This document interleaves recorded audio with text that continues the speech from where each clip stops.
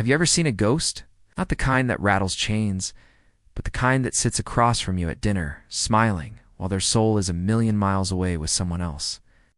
That was my wife, Sarah. The glow of her phone screen at 2 a.m. on our bedside table was the first clue. It was always angled away from me, a tiny secret sun in our shared darkness. She'd left it unlocked for just 30 seconds, a careless mistake. But it was long enough for his name to flash across the screen. Mark. A simple text. Still thinking about last night was the digital lipstick on the collar, the single thread that unraveled a decade of my life. That single sentence was the beginning of my end and the start of her destruction. If you genuinely enjoy our stories, please subscribe to the channel. Tell us where you're from and what time it is right now. It's always fascinating to know how far our story flows. Wow. The humiliation was a physical thing. Started as a cold stone in my gut the next morning as she hummed, making coffee, completely oblivious. I watched her, this stranger wearing my wife's face, and felt like a fool in my own home. Her behavior, which I dismissed as stress from her marketing job, now clicked into place with horrifying clarity. The late nights at the office, the sudden weekend work retreats, the way she'd started dressing differently, sharper, more expensive, not for me. The discovery was a slow, agonizing bleed. I found a receipt for a dinner I wasn't at. Tucked into her coat pocket, 2 entrees, 2 glasses of wine at a pricey Italian place on Rush Street. Then came the phone records. I wasn't proud of it, but I had to know. Dozens of calls to a number I didn't recognize, often right after she'd kissed me goodbye. As my secret knowledge grew, Sarah became colder, more manipulative. When I'd ask about her day, her answers were clipped, annoyed. God, can you just let me breathe? It was just work. She'd turn it around on me, making me feel needy, suspicious, crazy. Her and Mark, they felt untouchable. I saw him once dropping her off a block away from our apartment in Lincoln Park. He drove a smug-looking black BMW, and the way he smirked as she got out. The casual intimacy of it all, it broke something inside me. That night, I sat in my car for an hour, parked down the street from our own home, the engine off, just shaking.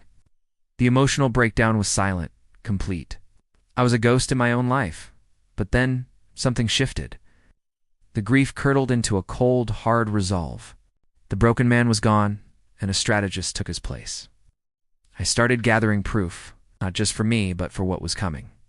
I hired a private investigator, a grizzled ex-cop, who documented their meetings at the Peninsula Hotel, capturing photos of them laughing, holding hands, kissing in the lobby. I copied every text, every email. I found the secret credit card statement she had mailed to her office.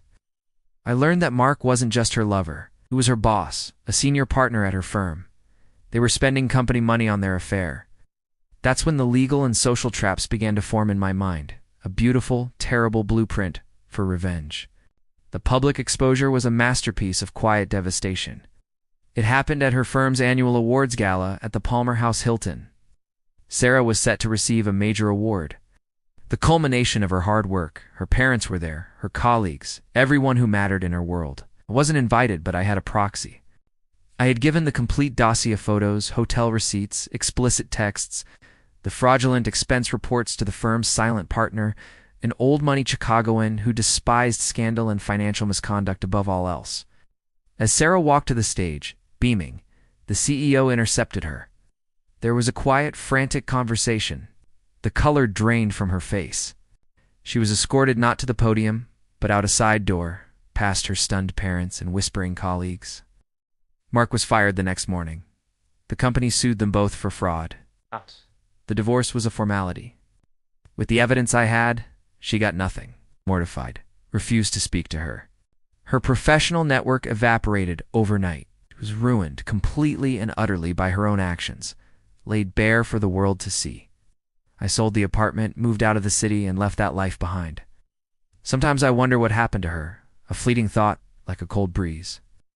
I heard she was working as a waitress somewhere in the suburbs, a ghost of the woman she pretended to be. The last time I saw her was across a crowded street, a ghost in the rain, her face a mask of forgotten pride. The end.